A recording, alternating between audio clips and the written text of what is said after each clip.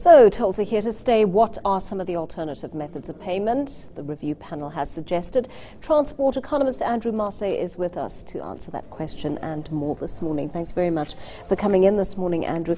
Before we get into the hybrid funding model, is it fair to say one of the issues, one of the facets of this review panel's assessment was that the current e-tolling system has hurt the poor and middle income earners? Good morning, and good morning to everybody. They have said that. I've read a newspaper report this morning, e-tolls hit the poor, but I think that although the process of review has been a fantastic thing, giving a lot of people from all sorts of shades of opinion the opportunity to give their piece, in reporting I believe that the panel has confused facts and feelings, and the facts that they were presented with showed absolutely irrefutably that the e-tolls have minimal impact on lower income people because so few low income people use the tolls or use the freeways at all, and most people don't have cars.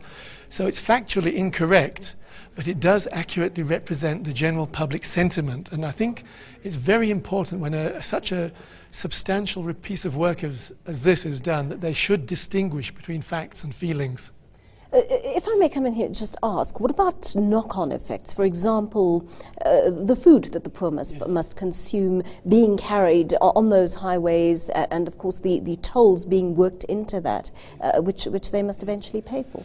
Very detailed calculations were presented to the review panel on exactly how the effect of tolls would work through onto food prices, and this was compared with the impact of, for example, fuel taxes, and it was shown that fuel tax increases, however small, would have a more direct impact on the food package that the poor would have to pay. Tolls, on the other hand, have virtually none.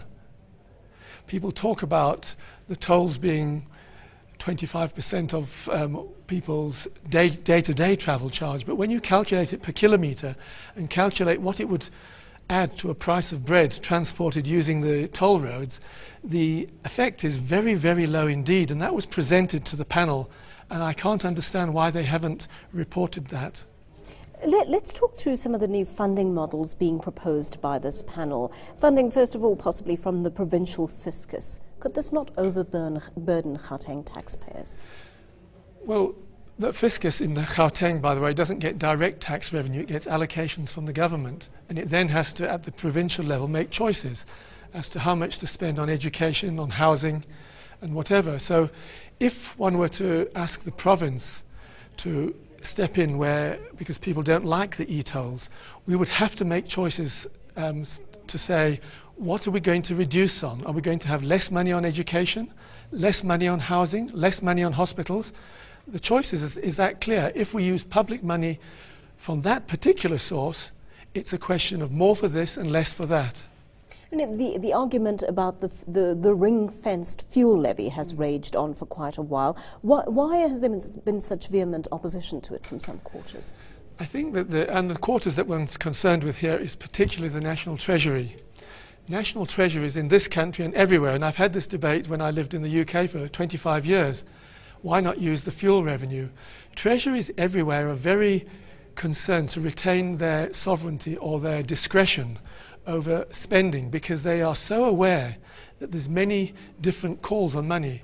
If fuel tax comes in, and even if it were ring-fenced, as for example for the small amount that goes to the road accident fund, it's very difficult to guarantee for the long period that that money will stay there.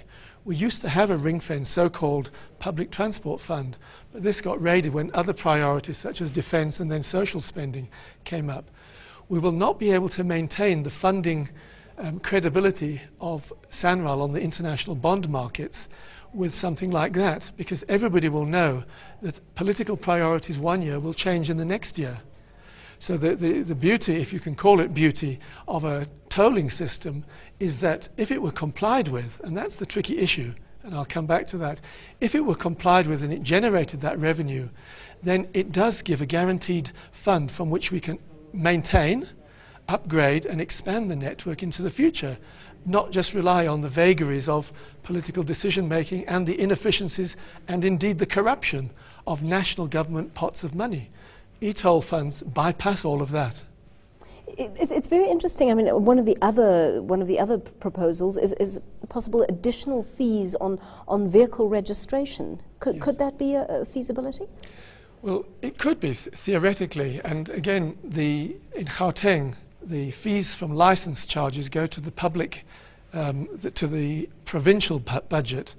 So it's one thing to raise it; it's another to then prioritise it. So again, if it were to go up, the province would have to make a political decision to split the pot differently to what they do now, as between hospitals, education, and roads. And obviously we need the money for roads, but something else will have to take the strain, whether it's from licenses or fuel tax or general fiscus.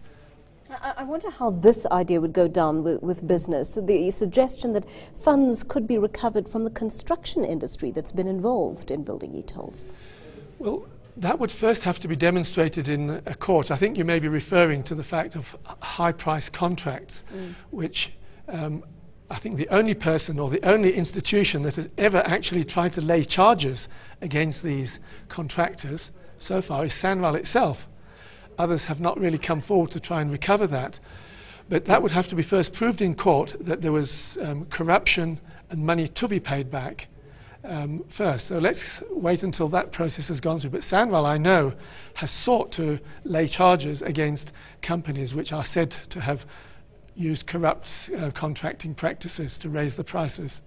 Andrew, finally, let's talk about this facet of the report, which I think most people would agree with, and that's the importance of an efficient public transport system. Yes. How much would that help to solve this problem? It would help greatly, but the irony of the opposition to e-tolling is this, that unless we have tolling, and I prefer to have it recast as a congestion charge or a public transport planning charge, if we don't have that and roads remain free at the point of use, then we are actually pulling the rug from underneath all of the current attempts to make public transport work better. Because roads which are free at the point of use get used exorbitantly. People are being encouraged to get out of whatever public transport there is or may well be in future and get into their cars. Now, this is not only irrational, it goes against the National Land Transport Act of the government, which says we must fund our infrastructure in a way which prioritises public transport. And it's only by having a funding mechanism that raises the relative price of roads relative to public transport that we will be able to achieve this objective of prioritising public transport. At the same time, by raising the funds through tolling, you allow the government to have more discretion over the public money that is available in order to spend on public transport.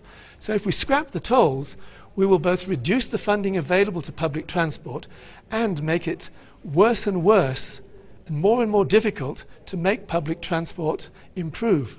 We will ruin the expenditure on Gautrain, BRTs, expansion of the rolling stock of PRASA, the commuter rail, if we don't tilt the playing field away from roads and towards public transport by charging at the point of use as a congestion charge or integrated transport planning charge. And that's where I think the opportunity lies to recast the tolling system, not as simply a convenient fundraising mechanism, but as a strategic tool to bring about better public transport or a better balance of transport in Gauteng. Only in that way will we make ourselves an efficiently functioning metropolis. Thanks so much for talking to us today. Transport economist Andrew Marsay.